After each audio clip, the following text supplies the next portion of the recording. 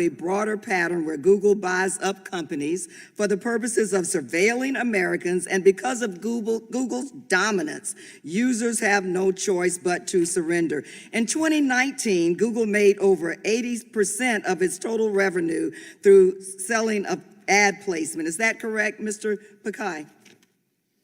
About majority 80%? of the business. Yeah, okay. And because Google sells behavioral ads targeted to each of us as individuals, the more user data that Google collects, the more money Google can make. More user data means more money. Is that correct? In general, that's not true. For example, when more you come user in data, when you type, not the more most money of the data Google we need is built into collects?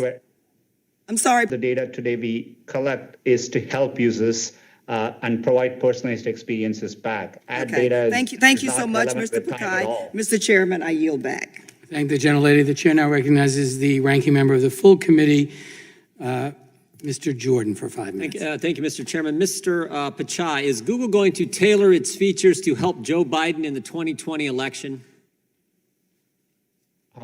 Congressman, we approach our work, we support both campaigns today. We think political ads is an important part of free speech in democratic societies, and we engage with campaigns, according to law, and we approach our work in a nonpartisan way. It was a yes or no question. Can you assure Americans today you won't tailor your features to help Joe Biden in the upcoming election? We support work that campaigns do. I just want to make sure I understand that. We all do all kinds of online, social media, all kinds of that outreach, that communication.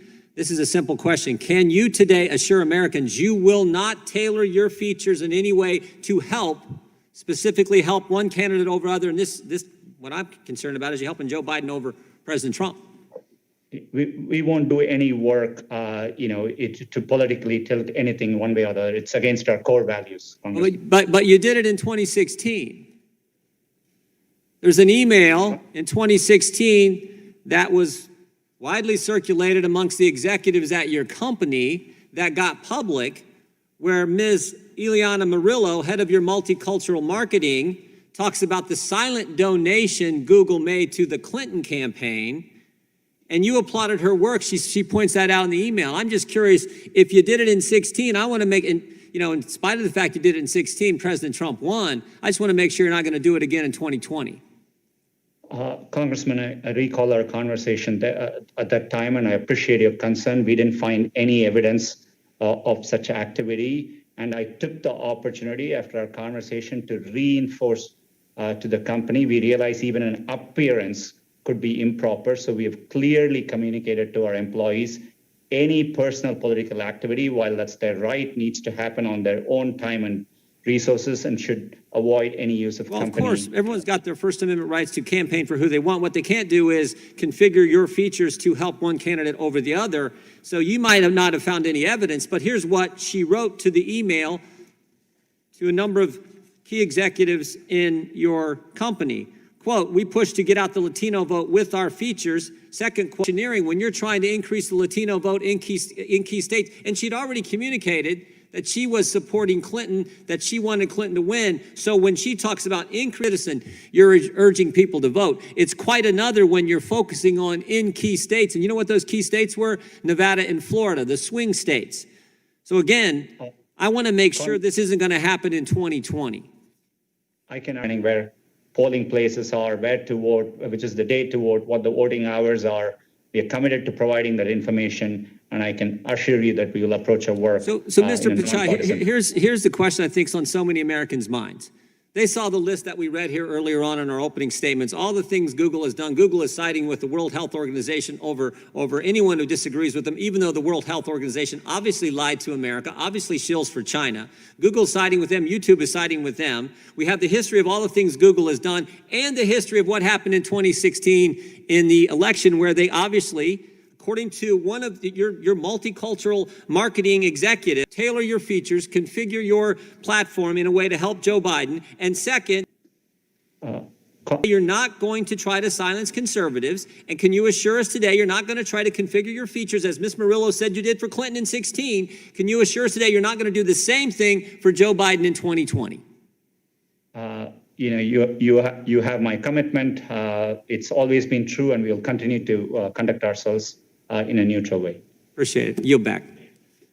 The chair now recognizes the gentlelady from Pennsylvania, Ms. Scanlon. Thank you, gentlemen. I'd like to redirect your attention to antitrust law rather than fringe conspiracy theories.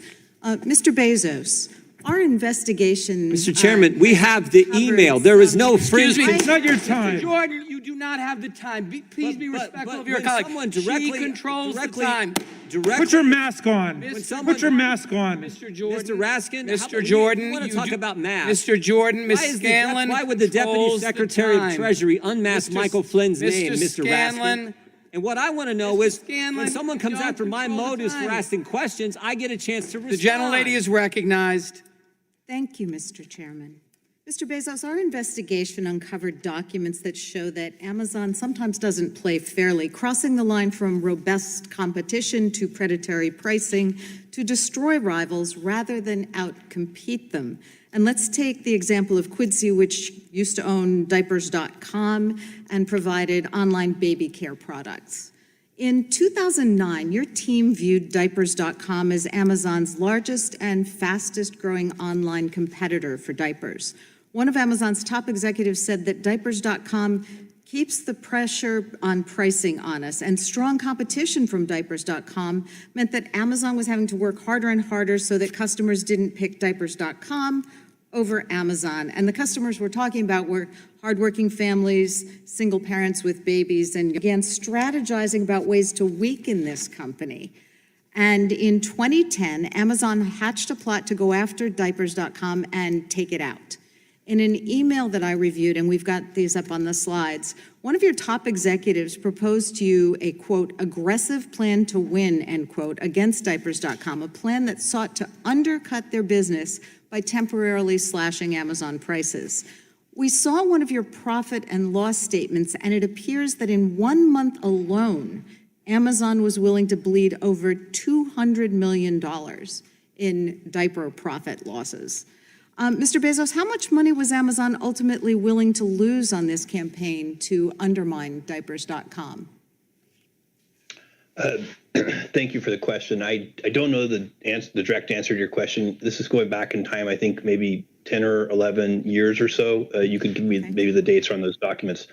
But what I can tell you is that the idea of using diapers and products like that to attract new customers who have new families is a very traditional idea. Sure, well, we let's didn't invent delve that into idea. this Neither a did little diapers.com. further. I'm sorry, you know I only have a few minutes here, so I just want to press on. Please. Your own documents make clear that the price war against diapers.com worked, and within a few months it was struggling, and so then Amazon bought it. After buying your leading competitor here, Amazon cut promotions like Amazon.mom and the steep discounts it used to lure customers away from diapers.com, and then increased the prices of diapers for new moms and dads. Mr. Bezos, did you personally sign off on the plan to raise prices after Amazon limited its competition? I don't remember that at all. Thank what you. I remember is that we matched competitive prices, and I believe we followed diapers.com. Again, this is 11 years ago, so you're asking a lot of my memory, but I believe we followed diapers.com. I can also tell you after we bought I understand diapers.com, that. Okay. we put Just more than moving on, $300 million reclaiming into my trying time, to make sir. it successful. I'm sorry. So you said that Amazon focuses excessively on customers. So how would customers, especially single moms, I don't agree, with great respect. is the Gazelle Project still in place, and does Amazon pursue similar predatory campaigns in other parts of its business? I can. Too, because especially with the current pandemic, one of the biggest needs I'm seeing at the food drives and the giveaways that we're having to run in my district is that families don't have diapers, and we have to collect them to give them out. So it certainly is something that has a really hard impact on families, and I'm really concerned that pricing might have been driven up here by this tactic, and I yield back. Gentlelady yields back. I just announced that votes have been called, but we're going to continue with the hearing, so I invite colleagues to vote at, it's a rolling vote, so vote according to your own schedule. I now recognize the gentleman from Colorado, Mr. Neguse, for 5 minutes. Thank you, Mr. Chairman, and I want to thank each of the witnesses today for your testimony. Mr. Zuckerberg, in 2004, when you had launched Facebook, it's fair to say, I think you'd agree with me, that you had quite a few competitors. Would you agree with that? Congressman, yes. MySpace, Friendster, Google's Orkut, Mixi, Cyworld, Yahoo 360, AOL's Bebo, they were all competitors? Congressman, those were some of the competitors at the time, and it's only gotten a lot more competitive since. Well, let's talk about that, because by 2012, Mr. Zuckerberg, none of those companies that I just identified existed. You're certainly aware of that. They were all basically gone. Facebook, in my view, I think was in a monopoly by then. I wonder whether you would agree with that. I take it you don't.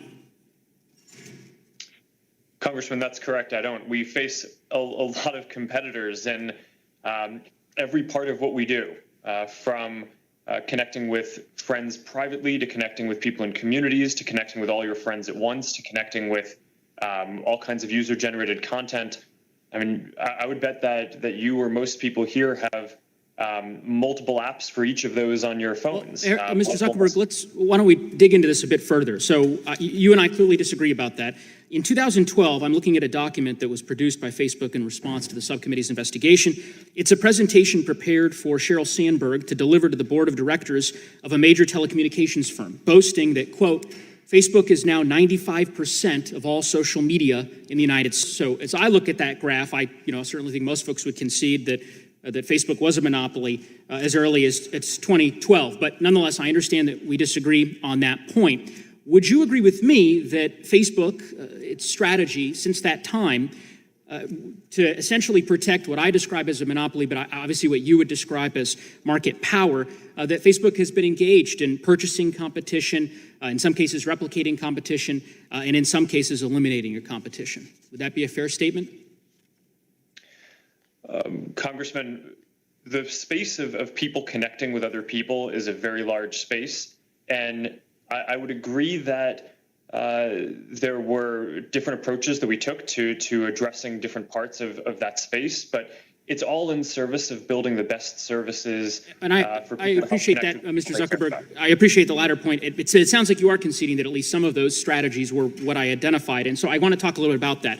In 2014, here's an email.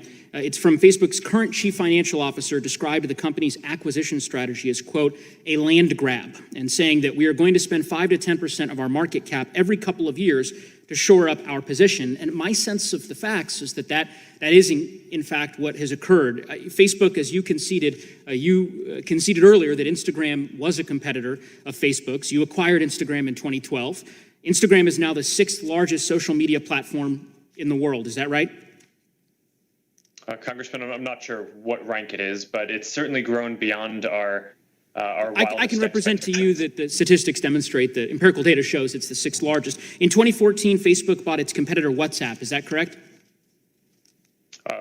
Congressman, yes, WhatsApp was also both a competitor and complementary. They competed with us in the space of mobile messaging, which is a growing and important space, and is, again, one part of the global space of how people connect more broadly. Understood. And at that time, WhatsApp had over 400 million monthly users, a clear path towards 1 billion monthly active users.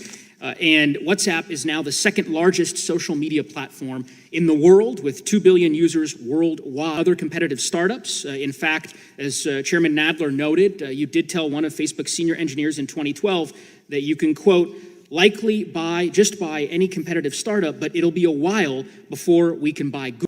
Well, it certainly is that Facebook had made previous to this, and the attempted purchases, my understanding is that Facebook made several overtures to Snapchat, for example, which rebuffed those efforts, clearly demonstrates it's used its market power to either the last decade. Your company, sir, owns them all, and we have a word for that. That word is monopoly. With that, I would yield back, Mr. Chairman. Thank the gentleman. I now recognize the gentlelady from Georgia, Ms. McBath, for 5 minutes. Thank you, Mr. Chairman. Your success depends on their success. But over the past year, these small businesses share the story of a small business owner who is also a wife and a mother, so you can understand how this is actually affecting the lives of everyday people and why this truly matters. We were a top bookseller on Amazon.com.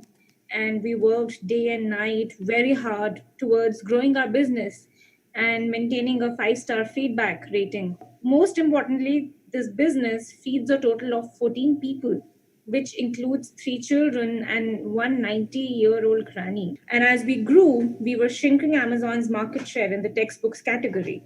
So now in retaliation, Amazon started restricting us from selling. They started with a few titles in early 2019, and within 6 months, Amazon